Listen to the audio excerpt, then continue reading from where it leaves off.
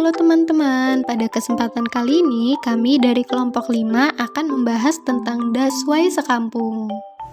Sebelum itu teman-teman tahu nggak sih apa itu sungai? Sungai merupakan permukaan bumi yang lebih rendah dari tanah sekitarnya, karena sungai berada di dalam das. Sungai juga menjadi tempat mengalirnya air tawar ke laut, danau, rawa, atau ke sungai lain.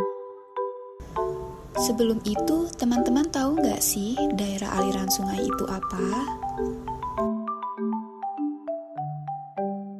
Daerah aliran sungai atau das adalah suatu wilayah yang dikelilingi oleh punggung-punggung air dan dipisahkan oleh topografi tertentu, di mana air hujan yang jatuh di wilayah tersebut akan mengalir ke sungai utama dan anak-anak sungai yang membentuk suatu sistem sungai.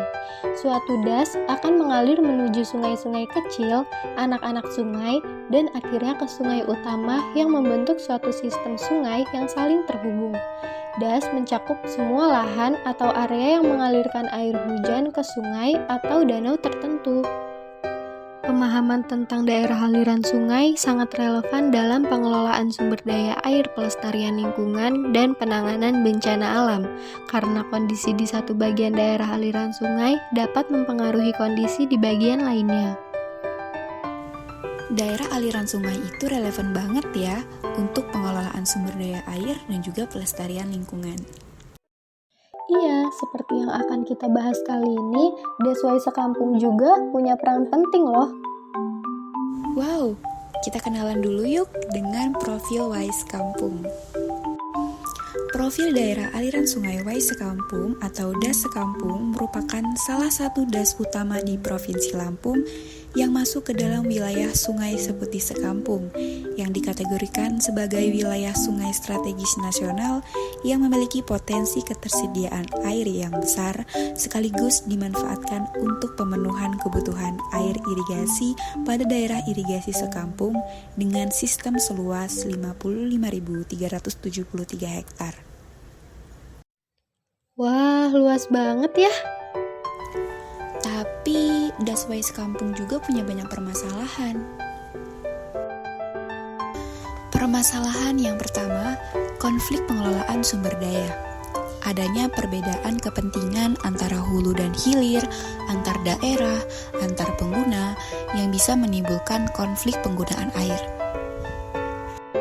Permasalahan yang kedua, kekurangan air. Penggunaan air yang berlebihan untuk pertanian, industri, dan konsumsi domestik bisa menyebabkan kekurangan air di beberapa bagian daerah aliran sungai. Perubahan iklim juga dapat mempengaruhi pola curah hujan dan ketersediaan air. Permasalahan yang terakhir yaitu adalah dari bencana alam. DAS sering menjadi lokasi bencana alam seperti banjir dan longsor. Faktor seperti perubahan iklim, perubahan penggunaan lahan, dan kurangnya pengelola risiko dapat meningkatkan risiko bencana tersebut. Sedih deh dengernya. Bagaimana sih peran kita sebagai seorang landscaper menyikapi atau memberi solusi atau rekomendasi untuk menanggulangi masalah-masalah itu? Tentunya kita punya sebuah rekomendasi.